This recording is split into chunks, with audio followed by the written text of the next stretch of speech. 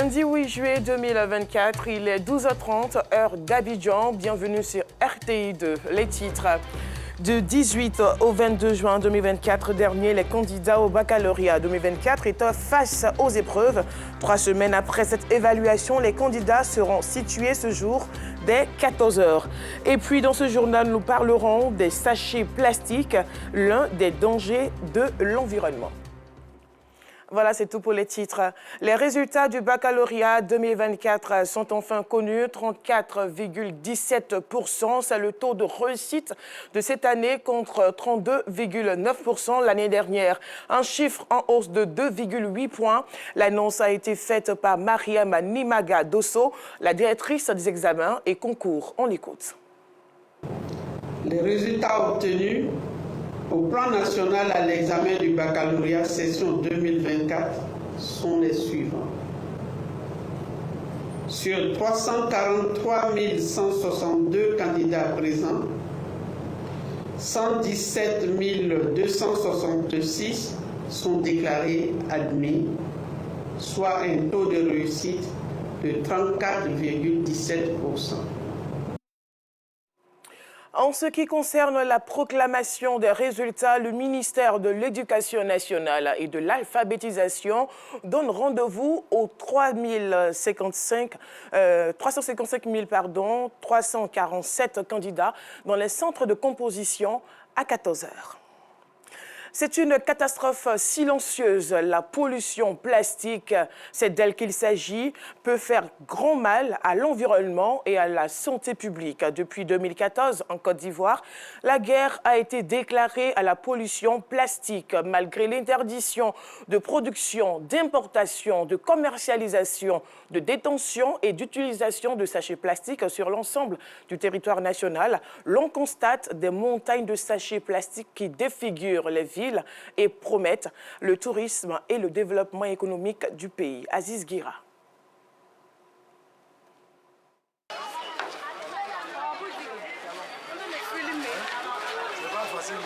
Il est impossible de visiter le marché d'Adjamé sans être accosté par ces deux marcheurs. Leur quotidien, attirer les clients pour le compte des magasins où sont vendus divers articles.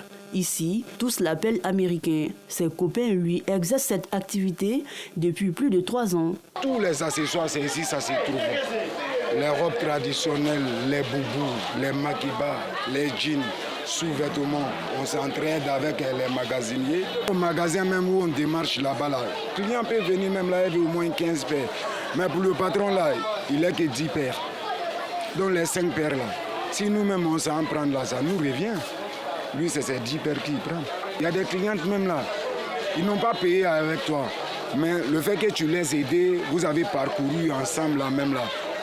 Tu l'accompagnes et tu prends son bagage, tu lui déposes même dans sa voiture même là. Elle te donne au moins un jeton même où tu ne t'attends pas. C'est ici au moins, c'est ici on fait tout, c'est ici on paye le loyer. Donc on est obligé souvent de faire ça. Et qui sont arrivés au magasin, ils seront toujours satisfaits. Les responsables du magasin, elles ne nous chassent pas d'une manière, mais quand même nous, on prend, on vient, on revend, on gagne un peu dessus. Souvent il peut venir, il veut gagner 2 000, souvent il peut gagner 5 000. Ça dépend du marché. Souvent, il peut gagner 20 000 aussi. Ces jeunes démarcheurs font des partenariats avec les responsables des magasins dans le but d'avoir de quoi subvenir à leurs besoins. Ils sont rémunérés en fonction du nombre de clients qu'ils envoient dans les magasins pour faire des achats. Des clients louent leur courage. Je passais et puis il y a quelqu'un qui m'a accosté. Bon, l'un dans l'autre.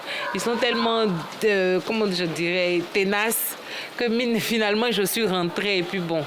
J'ai commencé à voir de belles choses et puis voilà, je me suis retrouvée dans le magasin de chaussures. Dès que tu les suis, tu te laisses séduire forcément par quelque chose. Donc je ne sais pas si je peux dire c'est un bien pour un mal. C'est-à-dire c'est bien, en même temps ça nous fatigue. C'est mieux qu'aller voler. Cette activité est pourtant bien rentable. C'est grâce à ce métier de démarcheur qu'Abdoulaye Diallo a pu s'octroyer cette boutique de vente de chaussures. On travaille ensemble.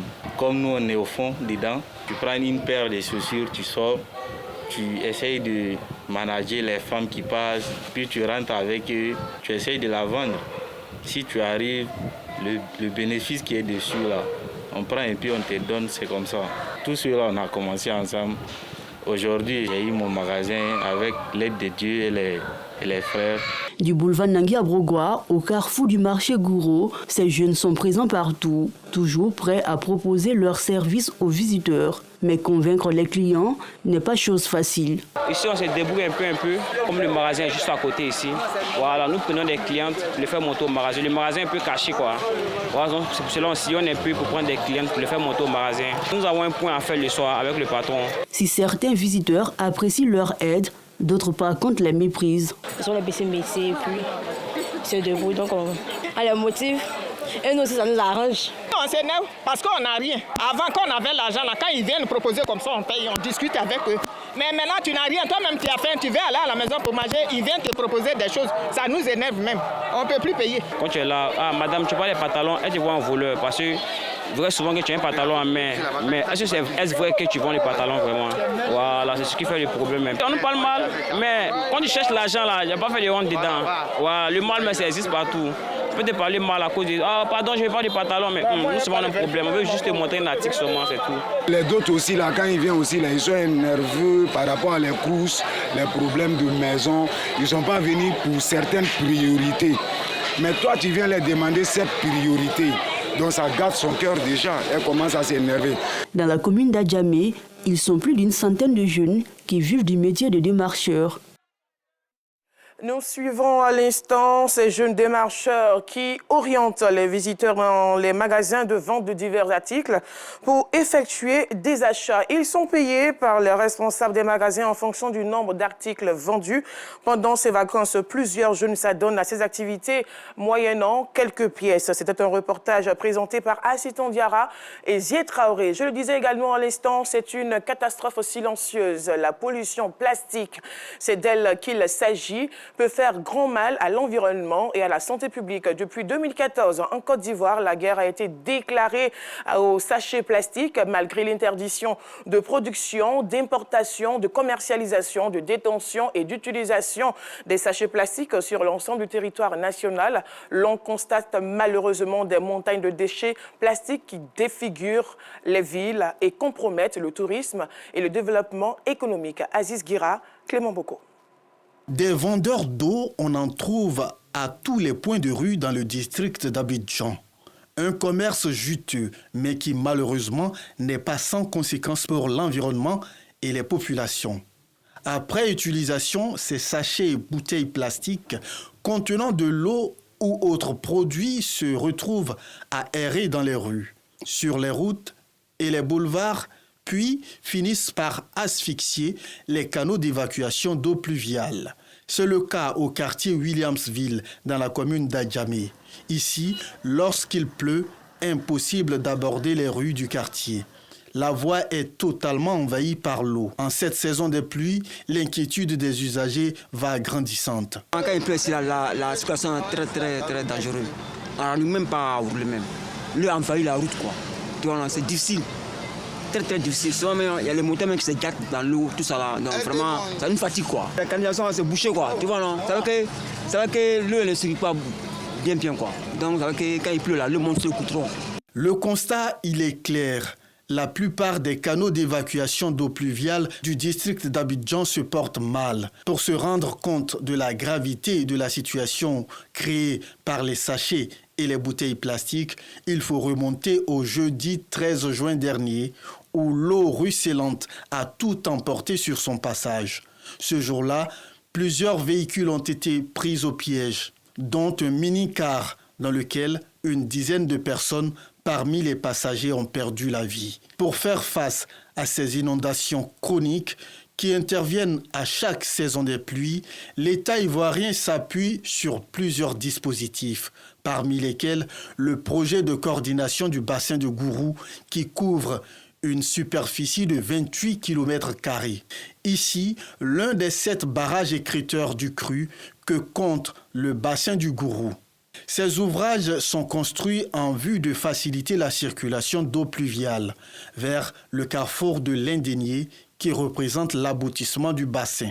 Problème, ces déchets plastiques qui rôdent à l'entrée de ce barrage. Une fois à l'intérieur, ils peuvent avoir des conséquences désastreuses dans plusieurs quartiers des communes du district d'Abidjan. C'est un barrage qui est érigé sur le passage de l'eau pour bloquer donc la quantité d'eau qui arrive. Éviter que toutes les eaux arrivent brutalement dans le grand canal qui conduit les eaux vers le carrefour de l'Indénié. Nous avons, en ce qui nous concerne, réglé quasiment le problème d'inondation, mais nous sommes malheureusement confrontés à ces apports de déchets, et plus particulièrement les déchets plastiques. Par le bas, ce que nous appelons pertuis de fond, c'est un passage très petit pour éviter que de gros débits passent. Alors naturellement, lorsque tous ces déchets arrivent et qu'on n'arrive pas à les intercepter, ça va venir obstruer ce passage. Et lorsque ce passage est obstrué, finalement, toute la cuvette sera envahie et ça va remonter jusqu'au quartier. Pour éviter ces scénarios d'inondation, les bénévoles municipaux, une organisation à but non lucratif, ont décidé de prendre leur destin en main. Dans la commune de Koumassi, ils sont plus d'une dizaine à faire le curage des canaux d'évacuation. Pour cette saison des pluies qui court jusqu'au mois d'août prochain, 800 à 1200 mm de pluie sont attendus dans le Grand Abidjan. L'évacuation de cette importante quantité d'eau passe par des canaux d'assainissement aérés. Nous luttons contre l'insalubrité. Nous sommes en train de déboucher les caniveaux pour que prochainement l'eau ne peut pas déborder. Les récentes pluies nous ont surpris. Donc c'est pourquoi nous sommes debout comme une seule personne pour pouvoir faire le travail de déboucher les caniveaux sans attendre à une personne parce que quand cela remplit, ça peut aussi causer des dégâts. On trouve beaucoup les sachets plastiques et puis les bouteilles. À l'effort de ces bénévoles s'ajoute celui de plusieurs autres organisations.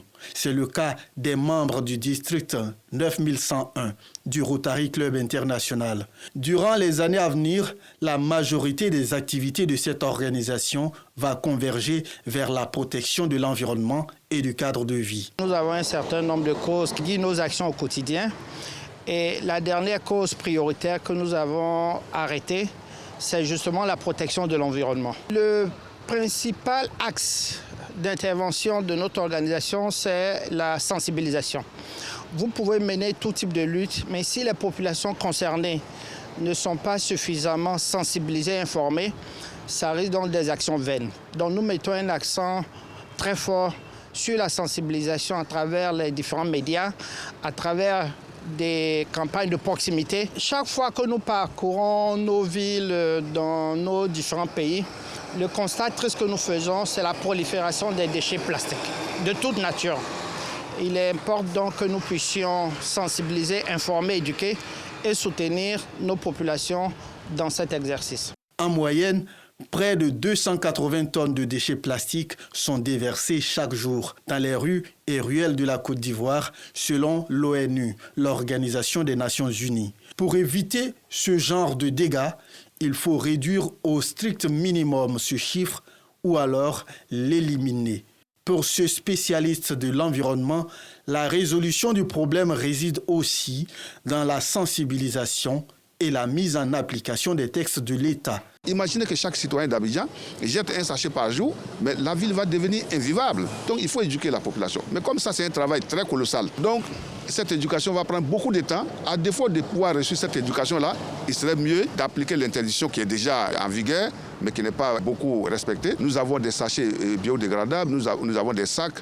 Et nous sommes un pays quand même qui produit du coton. Nous avons des sacs en tissu. Et il y a du papier. Il y a pas mal de supports aujourd'hui que nous pouvons utiliser et qui sont biodégradables, qui sont à multiples usages et qu'on peut utiliser et faire de l'économie. Depuis quelques années, l'État a posé des filtres de plastique à l'entrée des différents canaux d'évacuation d'eau pluviale. Ces installations ont pour but d'éloigner les déchets afin de faciliter la circulation de l'eau. Seul bémol, ces installations font l'objet de vandalisme. Le vol de ces filtres est presque devenu monnaie courante dans le district d'Abidjan. Conséquence, les eaux des pluies diluviennes font de nombreuses victimes sur leur passage. Et puis, hors de la Côte d'Ivoire, comme tous les 6 mois, les experts onusiens mandatés par le Conseil de sécurité des Nations Unies ont rendu leur rapport sur la situation en République démocratique du Congo. Un état des lieux sur le niveau de violence auquel est confronté le pays et notamment les provinces de l'Est. L'une des révélations de ce rapport est le rôle que l'Ouganda voisin joue dans le conflit qui oppose les forces loyalistes de RDC au groupe armé M23 soutenu par le Rwanda. Fin des élections législatives en France. Selon les résultats définitifs publiés par le ministère de l'Intérieur, le nouveau Front populaire a remporté 178 sièges devant le camp macroniste avec 156 sièges. Le Rassemblement national, donné vainqueur par les sondages cette semaine, n'arrive qu'en 3e position avec 142 députés élus. Voilà la fin de ce journal. Merci de l'avoir suivi.